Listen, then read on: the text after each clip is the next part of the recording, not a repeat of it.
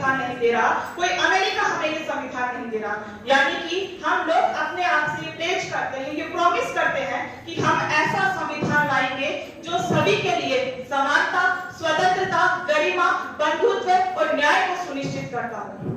आज हम आजादी का 75वां वर्ष मना रहे हैं, अमृत महोत्सव मना रहे हैं, किंतु मन में दो सवाल जरूर उठते हैं कि क्या 75 वर्ष बाद भी ये संविधान सभी को समान रूप से सभी पे लागू हो रहा है? And the answer is no. ये संविधान देश के 175 करोड़ लोगों पर समान रूप से लागू नहीं हो रहा है। फिर दूसरा सवाल मन में ये उठता है कि क्या ये संविधान सभी को समानता, स्वतंत्रता और गरिमापूर्ण जीवन जीने का अधिकार दे पा रहा है? And the answer is no. ये संविधान सभी को गरिमापूर्ण जीवन, स्वतंत्रता और समानता भी नहीं दे पा रहा है। तो अब सवाल ये उठता है कि हमारी सरकार क्या कर रही है, कानून क्या कर रहा है, संविधान क्या कर रहा है, या हाई कोर्ट और सुप्रीम कोर्ट क्या कर रही है? तो वो क्या कर रहे हैं और क्या होना चाहिए, यही मेरा आज का विषय रहेगा। समान सिविल संहिता क्या है कि एक देश में एक कानून होना चाहिए। क्रिमिनल लॉ सबके लिए सेम है, यानी कि अगर कोई हत्या करता है, कोई बलात्कार करता है, चोरी करता है, लूट करता है, डकैती करता है, तो उसके लिए कानून सेम है। ट्रायल होगी, उसे जेल में डाल दिया जाएगा। वहां उसकी जाति नहीं देखी जाएगी, उसका धर्म नहीं देखा जाएगा, उसका लिंग नहीं देखा जाएगा। तो क्रिमिनल लॉ सबके लिए सेम है। हमारे देश में समान सिविल संहिता भी है, यानी अगर कोई कॉन्ट्रैक्ट करता है किसी के साथ, कोई अपनी प्रॉपर्टी को रेंट पे देता है या कोई अपनी प्रॉपर्टी को सेल करता है, परचेज करता है, तो उसके लिए भी कानून सेम है। वहां भी धर्म, जाति नहीं देखा जाएगा। तो बात यह है कि फिर क्या नहीं है हमारे देश में? जो नहीं है वो ये है कि हमारे देश में यूनिफॉर्म फैमिली लॉज नहीं है, जिसमें 4 चीजें आती है: marriage, divorce, succession and adoption. ये 4 चीजें हमारे देश में यूनिफॉर्म में नहीं है। अब संविधान क्या कहता है, हमें ये भी पढ़ना चाहिए। संविधान का जो अनुच्छेद 44 है वो कहता है कि राज्य समस्त भारत के समस्त नागरिकों के लिए एक समान सिविल संहिता लाने का प्रयास करेगा। लेकिन उसके साथ हम आर्टिकल 37 पढ़ना भूल जाते हैं, जो ये कहता है कि राज्य अगर कोई कानून बनाएगा तो उसे नीति निदेशक तत्वों को लागू करना पड़ेगा। तो फिर क्या बात है, क्यों लागू नहीं कर पा रहे हम? प्रॉब्लम कहाँ आ रही है? अगर उस प्रॉब्लम को समझना चाहते हैं तो हमें शुरुआत करनी होगी वैदिक काल से। वैदिक काल में यहाँ सब सनातनी रहते थे। हमारा जो भी कानून था वो धर्म ग्रंथों पर आधारित था। फिर शक आए, हूण आए, उन्होंने भारत पर हमले किए और यही समा गए। उसके बाद मुगल आए, उन्होंने लूटपाट की, हमारे श्रद्धा केंद्रों पर आक्रमण किए। तो उनका जो राजा होता था वही उनका कानून होता था, यानी कि राजा की शमशीर ही कानून थी। उसके बाद औरंगजेब आया, तो उसने देखा कि यहाँ मुसलमान तो बहुत है, तो मुसलमानों के लिए एक कानून बनाया जाना चाहिए। तो उसने क्या किया कि पूरे भारत से लगभग 500 धर्म विशेषज्ञों को एक जगह इकट्ठा किया और उनसे कहा कि मुझे एक इस्लामिक लॉ चाहिए। वो लोग कई वर्षों तक एक साथ बैठे और उन्होंने बनाया फतवा आलमगीरी। ये जो फतवा आलमगीरी थी वो थी साउथ एशिया के लोगों के लिए इस्लामिक कोड लॉ, जो कुरान, हदीस, कियास और इज्मा पर आधारित थी। फिर अंग्रेज आए, उन्होंने कहा कि हमें हिंदू लॉ, मुस्लिम लॉ से कोई मतलब नहीं है, हमें सिर्फ इस देश को लूटना है और अब यहाँ की जो संपत्ति है वो अपने देश ले जाना है। फिर 1857 में क्रांति हुई, क्वीन का राज आया। वहीं उसी समय हिंदू समाज से कुरीतियों को समाप्त करने के लिए आवाजें उठने लगी। समाज में सती प्रथा निषेध के लिए कानून बनाया गया।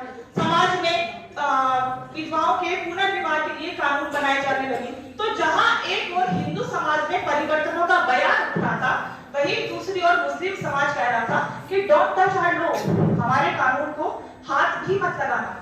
एक और जहां हिंदू समाज कह रहा था कि कुरीतियां चाहे 1000 साल पुरानी ही क्यों ना हो, अगर वे महिलाओं से उनकी स्वतंत्रता छीन रही है, उनसे उनकी समानता छीन रही है, तो उसे खत्म होना होगा। उन्होंने अंग्रेजों से कहा कि कानून बनाओ और इन कुरीतियों को समाप्त करो। वहीं मुस्लिम समाज ने अंग्रेजों से कहा कि पूरे देश में शरीयत एक्ट लागू करो और वे देश में ले आए शरीयत एक्ट 1937। शरीयत एक्ट क्या है कि जो फतवा आलमगीरी था वही शरिया कानून था। जो फतवा आलमगीरी थी वो अरबी में लिखी हुई थी, यानी उसके कानूनों को कौन बताएगा? वही मौलवी, मुल्ला, काजी वगैरह ये सब बताएंगे। अब 1947 में देश आजाद हो चुका था, तो संविधान भी अपना ही होना चाहिए था। संविधान सभा की कई बैठकें हुई, बहस हुई, तो डॉक्टर भीमराव अंबेडकर जी ने कहा कि एक देश एक कानून होना चाहिए उस समय देश का बंटवारा हुआ था, मारपीट हो रही थी, दंगे फसाद हो रहे थे, लाशों से भरी ट्रेनें आ रही थी। तो नेहरू जी ने कहा कि ये सही समय नहीं है। तो अंबेडकर जी ने कहा कि जब देश की 80% आबादी के लिए समान कानून लागू हो सकता है तो फिर 20% आबादी के लिए कानून लागू क्यों नहीं किया जा सकता। तो नेहरू जी ने फिर वही जवाब दिया कि अभी सही समय नहीं आया है, और वो सही समय शायद आज तक अभी तक नहीं आया है। उस समय जो समान सिविल संहिता थी उसे मौलिक अधिकार नहीं बनाया गया, उसे राज्य का दिशा निर्देशक तत्व बनाया गया कि दिशा तो यही रहेगी। समान सिविल संहिता आज नहीं तो कल उसे लागू होना ही होगा। दशा ठीक नहीं है, दिशा ठीक होगी तो दशा भी ठीक हो जाएगी। भारत आजाद हो गया, राजेंद्र प्रसाद जी हमारे प्रथम राष्ट्रपति बने। 1956 में हिंदुओं के लिए एक कोड बिल लाया गया, यानी जो चारों मुद्दे थे, marriage, divorce, succession and adoption, उन चारों के लिए हिंदुओं के लिए एक कानून बनाया गया। तो हिंदुओं ने उसका विरोध भी किया कि आप इस तरह से हमारे कानून के साथ छेड़छाड़ नहीं कर सकते। तो राजेंद्र प्रसाद जी ने उस कानून पर हस्ताक्षर करने से मना भी कर दिया, लेकिन नेहरू जी के कहने पर वे मान गए और इस तरह अल्टीमेटली ये चारों यूनिफॉर्म लॉज पास हुए। यूनिफॉर्म लॉ क्या है कि भैया अगर आप कोई अपराध करोगे तो उसके लिए ये सजा मिलेगी, अगर आप पति है तो ये आपके अधिकार है, अगर आप पत्नी है तो ये आपके अधिकार है, बेटी है तो ये अधिकार है। हमारे अधिकार, हमारे कर्तव्य, हमें क्या क्या मिलेगा, या अगर हमने कोई गड़बड़ की तो हमारे खिलाफ क्या क्या हो सकता है, ये सब कुछ लिखा हुआ होता है। सब कुछ ब्लैक एंड व्हाइट में होता है। कोई मौलवी, मुल्ला, पंडित उसमें दखलंदाजी नहीं कर सकती। सब कुछ लिखा हुआ होता है जिसे कोई भी पढ़ सकता है, कोई भी समझ सकता है।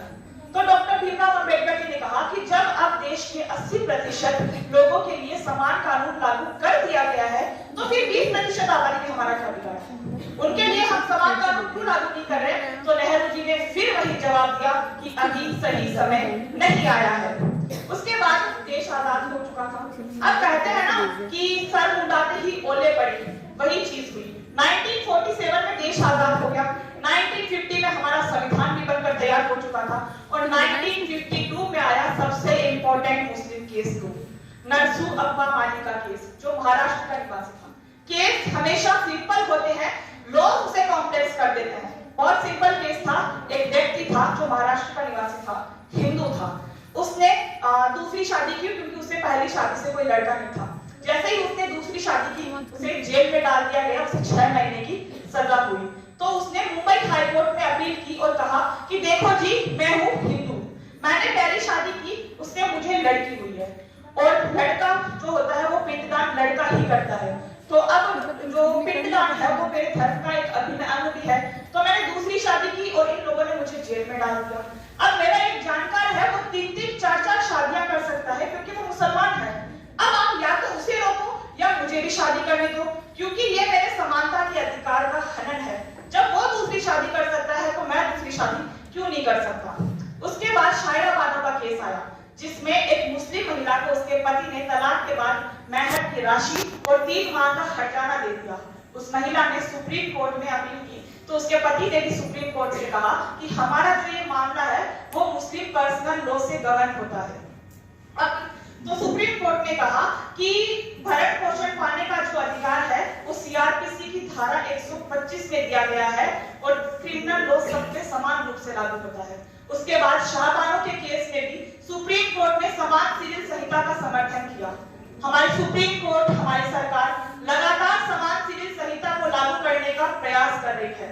तो आज संविधान दिवस पर हमें ये संकल्प करना चाहिए कि हम अपने मानवीय मूल्यों का सम्मान करेंगे, क्योंकि बिना मानवीय मूल्यों के हम अपने संवैधानिक मूल्यों का सम्मान नहीं कर सकते, हम अपने देश का सम्मान नहीं कर सकते।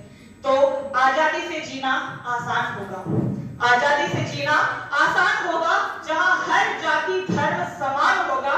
सपना था संविधान लिखने वालों का, सपना था संविधान लिखने वालों का कि यहाँ हर भारतवासी एक इंसान होगा। धन्यवाद।